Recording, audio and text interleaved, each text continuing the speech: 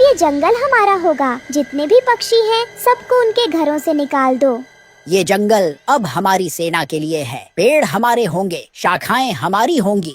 चींटियां पेड़ों पर चढ़ती है और घोंसलों को गिरा देती है। पक्षी डरकर उड़ जाते हैं। वहीं रानो चिड़िया का घोंसला भी टूट गया था। वो अपने बच्चों के साथ रो रही थी। मेरा घर, मेरा छोटा सा घोंसला जिसे मैंने तिनका तिनका जोड़कर बनाया था, वो अब मिट्टी में मिल गया। मैंने हर कांटे से लड़कर, हर तूफान से बचाकर इसे सजाया था। इन मासूम बच्चों को अब कहाँ लेकर जाऊं? ना कोई शाख बची, ना कोई ठिकाना। बारिश आने वाली है, ठंडी हवाएं चल रही हैं। क्या मैं इन्हें खुले आसमान के नीचे छोड़ दूं? नहीं नहीं, मैं माँ हूँ। मैं कुछ न कुछ जरूर करूँगी। चाहे जैसे भी हो, मैं अपने बच्चों के लिए फिर से एक आसरा बनाऊंगी। माँ, हम अब कहाँ सोएंगे? क्या अब हमें भूखा रहना पड़ेगा?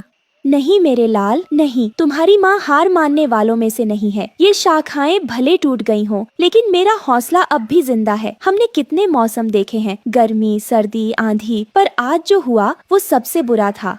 वहीं दूसरे पेड़ के पास एक मैना भी अपने टूटे घोंसले के पास बैठी रो रही थी। मेरे अंडे टूट गए। चींटियों ने कुछ नहीं छोड़ा, ना डाल ना पत्ता। मेरे बच्चे अब इस दुनिया में कभी नहीं आएंगे। एक बुजुर्ग कबूतर अपनी घायल पत्नी को संभालते हुए बोलता है। हमने तो हमेशा दूसरों को दाना खिलाया, कभी किसी का बुरा नहीं किया। फिर हमारे साथ ही ऐसा क्यों हुआ? तभी वहाँ गरुड़ आता है और गुस्से में बोलता है।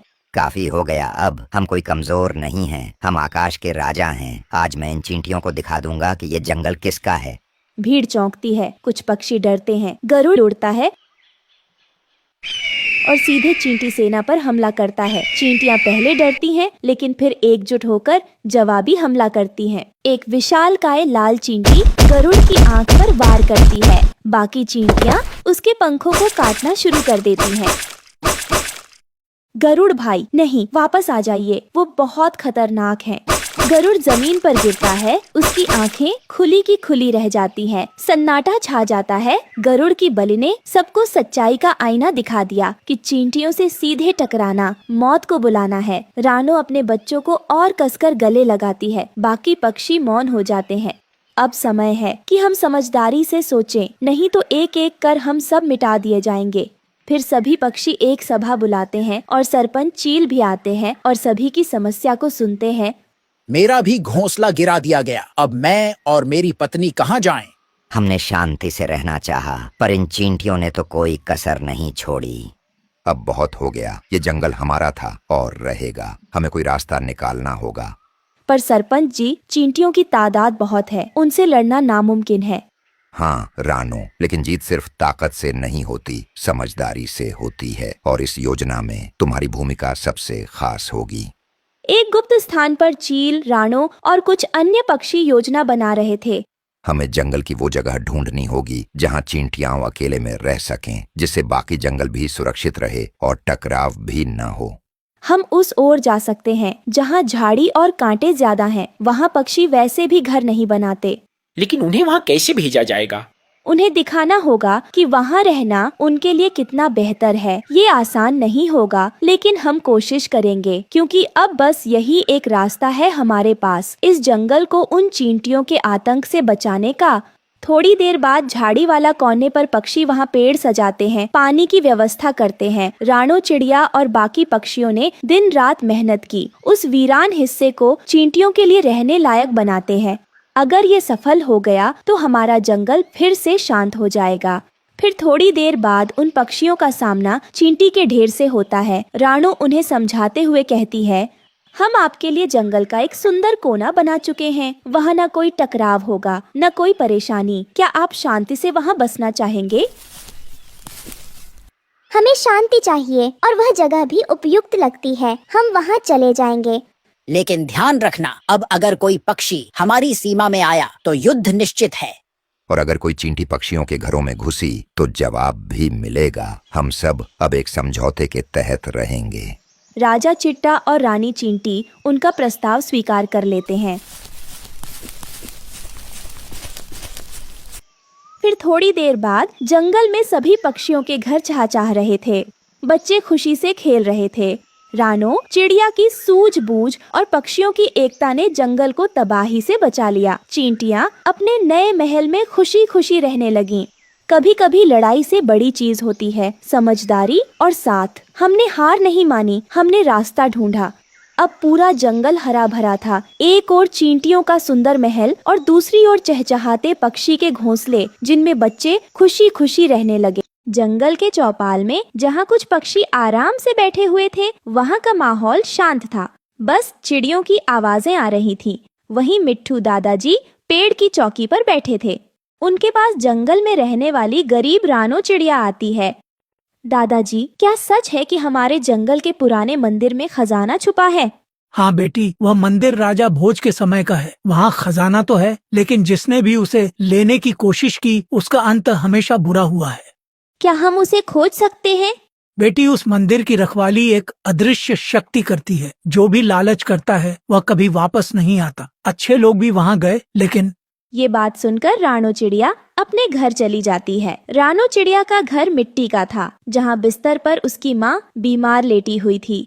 वहीं रानो उदास और चिंतित बैठी हुई मन ही मन सोच रही थी, माँ की तबीयत बिगड़ती जा रही है। अगर मैं मंदिर का खजाना ले आऊं तो माँ का इलाज करवा सकती हूँ, लेकिन क्या वह जगह सच में खतरनाक है? जो भी हो, मुझे यह रिस्क लेना ही होगा। मेरे पास कोई और चारा नहीं है। ये कहकर रानो चिड़िया हिम्मत करती है और अपने सफर पर निकल पड़ती है। घना जंगल, रात का समय, आसमान में बादल छाए हुए थे। अंधेरा चारों ओर था। वहीं रानो चिड़िया अपने पंखों में मशाल लिए आगे बढ़ रही थी। मुझे डरना नहीं है। माँ के लिए मुझे हर डर से लड़ना होगा। माँ की जिंदगी मेरे पंखों में है और मैं उसके लिए किसी भी हद तक जाऊंगी। चाहे यह जंगल मुझे डराने की कितनी भी कोशिश कर ले, मैं नहीं रुकूंगी। मुझे इस परीक्षा को पार करना ही होगा, अपनी माँ के लिए, अपने गाँव के लिए और खुद के लिए भी। वहीं तेज हवा चलती है। मशाल की लौ कांपने लगती है। पेड़ों की शाखाएं डरवाने आकार बना रही थीं। तभी एक जादुई रहस्यमयी जादुई आवाज गूंजती है, लौट जाओ, लालच का अंत बुरा है। ये आवाज सुनकर रानो चिड़िया के माथे पर पसीना था और उसके पंख कांप रहे थे। नहीं, यह मेरा वहम है, मुझे आगे बढ़ना होगा। फिर कुछ समय बाद रानो चिड़िया आखिरकार अपनी मंजिल पर पहुंच जाती है। प्राचीन विशाल मंदिर, जहाँ के दरवाजे पर जंजीरें, चारों ओर रहस्यमयी नक्काशी। तभी रानो चिड़िया की नजर उस पर लिखे हुए शब्दों पर पड़ती है, जो सत्य और साहस के साथ आएगा वही जीवित लौटेगा, लेकिन 3 पहेलियों का उत्तर ही दरवाजा खोलेगा। तभी अचानक से पत्थर की मूर्ति की आंखें चमकने लगती हैं। पहली पहेली में चलता हूँ पर मेरे पाँव नहीं। मैं रुकता हूँ पर खड़ा नहीं रहता। मैं लौटता नहीं, फिर भी सबका इंतजार करता हूँ। बताओ मैं कौन? ये सुनकर रानो चिड़िया सोच में पड़ जाती है। फिर अचानक उसकी आंखें चमकती हैं। समय, इसका उत्तर समय है। तभी दरवाजे की एक जंजीर खुलने की आवाज आती है। इसी तरह रानो चिड़िया बाकी की 2 पहेलियों का भी सही उत्तर दे देती है, जिसके बाद उस रहस्यमयी मंदिर का दरवाजा खुल जाता है। रानो चिड़िया देखती है कि मंदिर के अंदर एक विशाल हॉल, जिसके बीच में खजाने का संदूक रखा हुआ था। तभी अचानक से जमीन फटने लगती है और तेज रोशनी के साथ एक विशाल नागिन वहाँ पर प्रकट होती है। ठहरो चिड़िया, इस खजाने तक पहुंचने का साहस तुमने कैसे किया? मैं लालच के लिए नहीं आई, मैं अपनी माँ की जान बचाने के लिए यहाँ आई हूँ। फिर नागिन की आंखें चमकती हैं और वो रानो चिड़िया को घूरते हुए कहती है, हर कोई यही कहता है, लेकिन खजाना सिर्फ उसी का होता है जिसका हृदय पवित्र हो। अब तुम्हारी परीक्षा होगी। तभी 3 रहस्यमयी चक्र हवा में प्रकट होते हैं। एक पर वृक्ष, दूसरे पर जल, तीसरे पर सूर्य। सत्य की राह पर चलने वाला कौन सा चक्र चुनेगा? ये सुनकर रानो चिड़िया थोड़ी चिंतित हो जाती है, लेकिन वो हिम्मत के साथ जवाब देती है, सूर्य। सूर्य प्रकाश और सत्य का प्रतीक है। तभी चक्र चमक उठता है। पूरा हॉल रोशनी से भर जाता है। नागिन शांत हो जाती है। सही उत्तर। अब अंतिम परीक्षा, इस खजाने का उपयोग केवल भलाई के लिए करना। यदि इसे लालच में उपयोग किया तो यह तुम्हें नष्ट कर देगा। मैं इस खजाने का इस्तेमाल अपनी माँ के इलाज के लिए करूंगी और बाकी बचा अपने जंगल के लिए।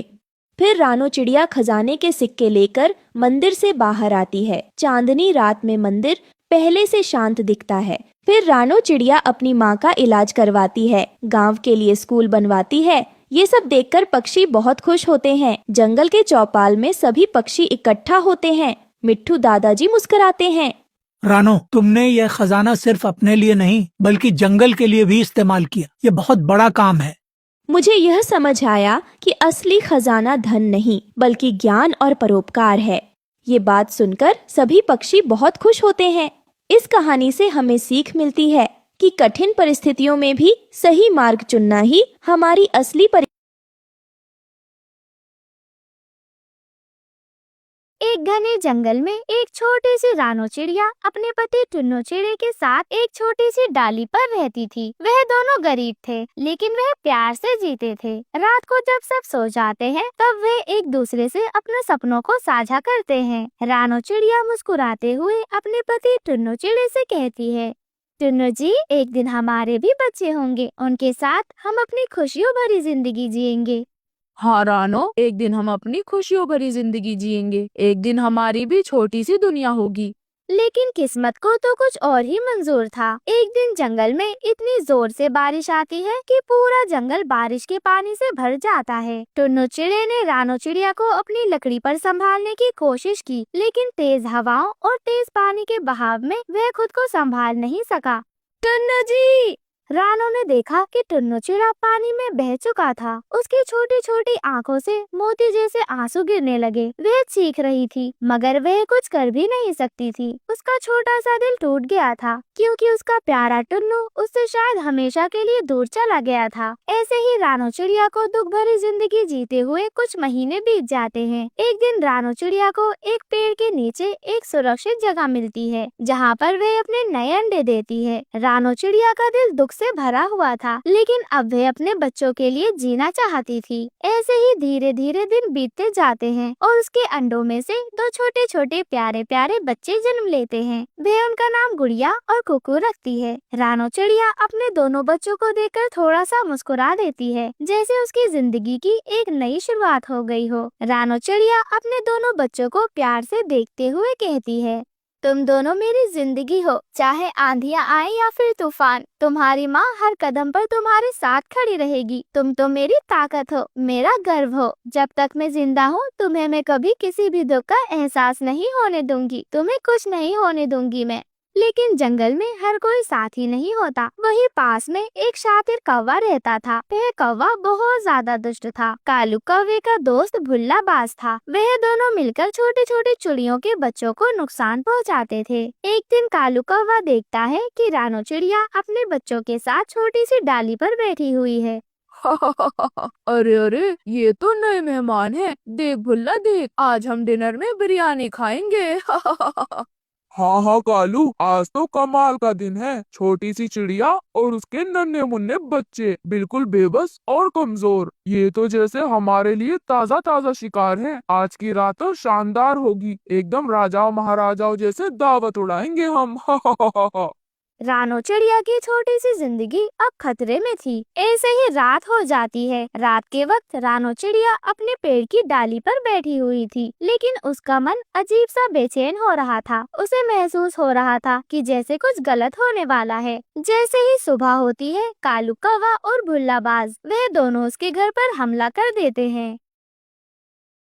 रानो चिड़िया बहुत ज्यादा डर जाती है। वह चीखती है, चिल्लाती है। वह चिल्लाते हुए उनसे कहती है, छोड़ दो, मेरे बच्चों को छोड़ दो। अगर बचाने की हिम्मत है तो आकर बचा लो। आज तो हम बिरयानी ही पकाएंगे। रानो चिड़िया ने अपनी सारी शक्ति जुटा ली और बिना किसी डर के अपनी छोटी सी चोंच से कालू कौवे और भुल्ला बाज पर हमला कर दिया। उसने कालू कौवे के पंख को पकड़ लिया और जोर से खींचा और फिर भुल्ला बाज की आंखों पर एक नुकीली लकड़ी से वार कर दिया और फिर वह दोनों दुश्मन वहां से चीखते हुए वहां से भाग गए। रानो चिड़िया बहुत ज्यादा थक चुकी थी। उसने देखा कि उसके दोनों छोटे छोटे बच्चे गुड़िया और कुकू उसे देखकर मुस्कुरा रहे हैं। उनकी आंखों में आंसू थे, मगर इस बार दुख नहीं था क्योंकि वह जीत जो चुके थे। और फिर रानो चिड़िया अपने दोनों बच्चों को अपने गले से लगा लेती है और उनसे कहती है, मेरे बच्चों, दुनिया चाहे कितनी भी जालिम क्यों ना हो, एक माँ अपने बच्चों के लिए सब कुछ कर सकती है। वह दुष्ट कालू कौवा और बुल्ला बाज वह दोनों जाकर झाड़ियों के पीछे छुप जाते हैं। तभी कालू कौवा गुस्से में कहता है, ये छोटी चिड़िया कैसे जीत गई? ये तो एकदम नामुमकिन है। हमें इसे अंडर एस्टिमेट नहीं करना चाहिए था। पर तू याद रखना कालू, ये कहानी अभी खत्म नहीं हुई है। दुनिया चाहे कितनी भी जालिम क्यों ना हो, एक माँ अपने बच्चों के लिए सब कुछ कर सकती है। ये कहानी हमें ये सिखाती है कि जिंदगी कितनी भी मुश्किल क्यों ना हो, माँ की ममता और उसकी शक्ति हमें हर चीज से जीत दिला सकती है। अगर आपको ये कहानी पसंद आई है तो आप हमारी वीडियो को लाइक कर हमारे चैनल को सब्सक्राइब करें और हमारी छोटी सी फैमिली का हिस्सा बने। आप सभी का धन्यवाद। सुबह सुबह का वक्त था। जंगल में हल्की हल्की हवा चल रही थी। रानो चिड़िया अपने घोंसले में बैठी हुई अपनी बेटी गुड़िया और बेटे कुकू को नाश्ता करवा रही थी। तभी गुड़िया चिड़िया उससे कहती है, मम्मा, आज मुझे बहुत ज्यादा गर्मी लग रही है। काश कि जल्दी से बारिश आ जाए। हाँ मम्मा, अगर बारिश होगी तो हम दोनों तो पत्तों पर फिसल फिसल कर खेलेंगे।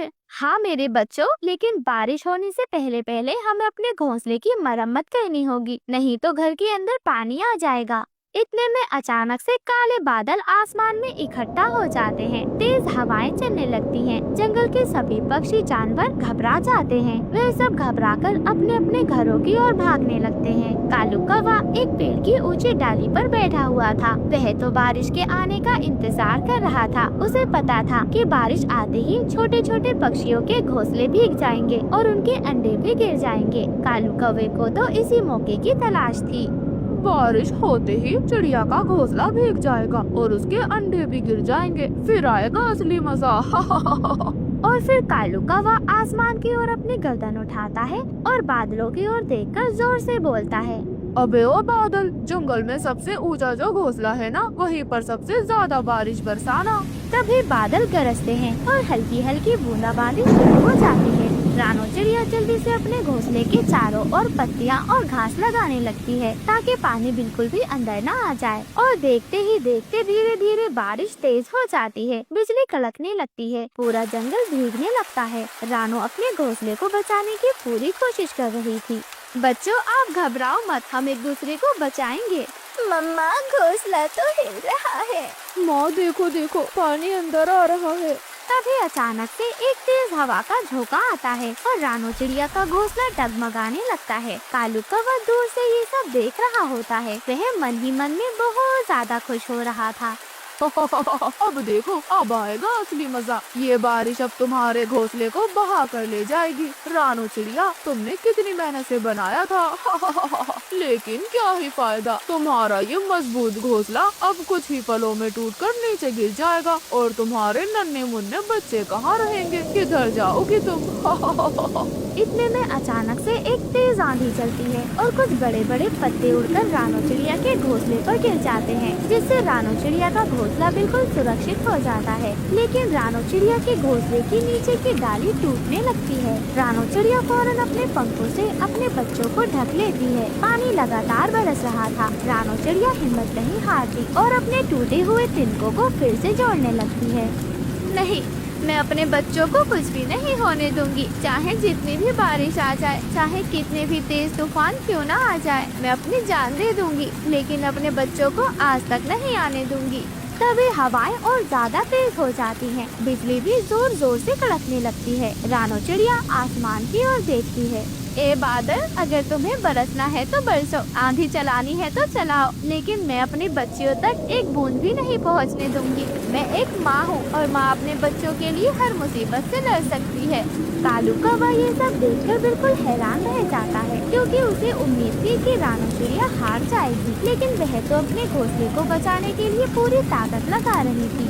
ये रानो चिड़िया तो बहुत हिम्मत वाली निकली। ए बादल राजा, और तेज बरसो, इन नन्ही सी चिड़ियों का पूरा घोंसला तबाह कर दो। इसे सिखाओ कि इस जंगल में कमजोरों के लिए कोई जगह नहीं है। यहाँ सिर्फ चालाक और ताकतवर लोग ही टिक सकते हैं। कुछ देर बाद बारिश धीरे धीरे रुकने लग जाती है, बादल भी हट जाते हैं और सूरज की रोशनी जंगल में फैल जाती है। रानो चिड़िया का घोंसला भीगा होने के बावजूद सुरक्षित था, लेकिन जंगल के कई पक्षियों के घोंसले तो टूट चुके थे। कुछ पक्षी तो जोर जोर से रो रहे थे, कुछ पक्षी अपने नए घर बनाने में जुटे हुए थे। रानो चिड़िया अपने बच्चों को सिखा रही थी कि कैसे मुश्किल हालातों में कभी हार नहीं माननी चाहिए।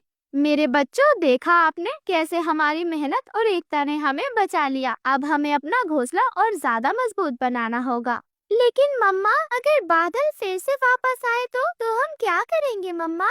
हाँ मम्मा, अगर कालू ने हमें फिर से परेशान किया तो हम क्या करेंगे माँ? रानो चिड़िया मुस्कुराते हुए अपने बच्चों को गले लगा लेती है। मेरे बच्चों, हमें डरना नहीं है, बल्कि हमें और ज्यादा तैयारी करनी है। इस बार हम अपने घोंसले को और ज्यादा मजबूत बनाएंगे। लेकिन कालू कौवा दूर पेड़ पर छुपकर रानो चिड़िया की सारी बातें सुन रहा था।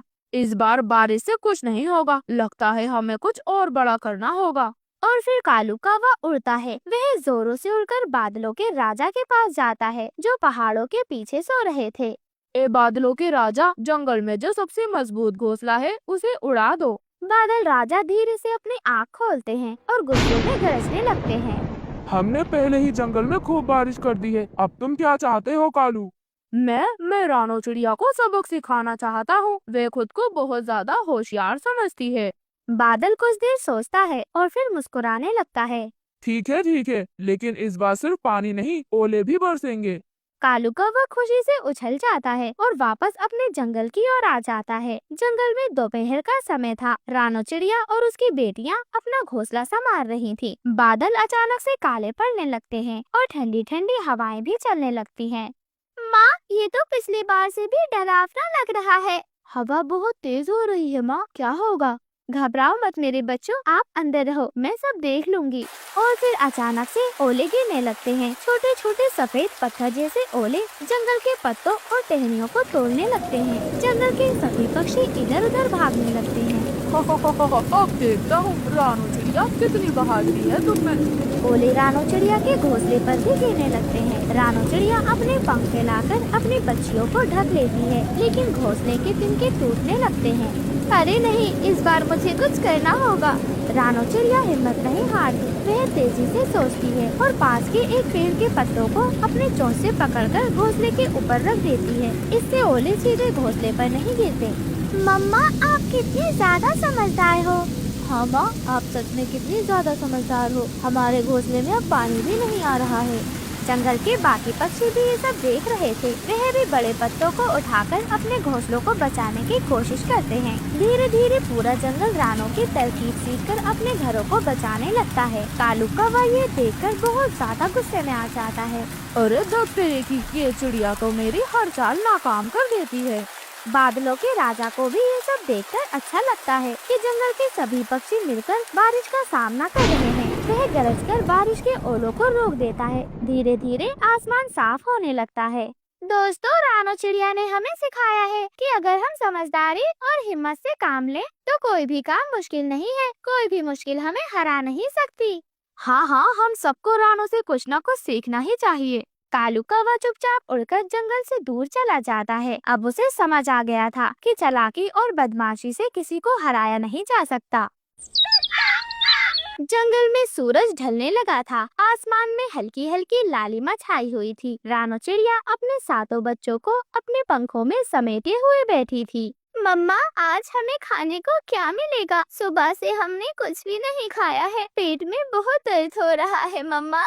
मेरी प्यारी बच्चियों, मुझे पता है तुम्हें बहुत ज्यादा भूख लग रही है और तुम बहुत ज्यादा थकी हुई भी हो, लेकिन मेरी प्यारी बच्चियों, तुम थोड़ा सब्र रखो। माँ कभी अपने बच्चों को भूखा नहीं देख सकती। मैं अभी उड़कर खाने का इंतजाम करती हूँ। चाहे आसमान में तूफान आए या फिर कोई भी खतरा हो, मैं तुम्हारे लिए कुछ न कुछ जरूर लेकर आऊंगी। बस तुम हिम्मत मत हारो मेरी गुड़ियों, तुम मेरी ताकत हो और जब तक तुम्हारी माँ जिंदा है तुम्हें कभी भूखा नहीं सोने देंगी। लेकिन मम्मा, कल भी तो आप खाली पर ही लौट आई थी और परसों भी। हमने 3 दिन से कुछ भी नहीं खाया है। आपको खाना नहीं मिला माँ। अगर आज भी कुछ नहीं मिला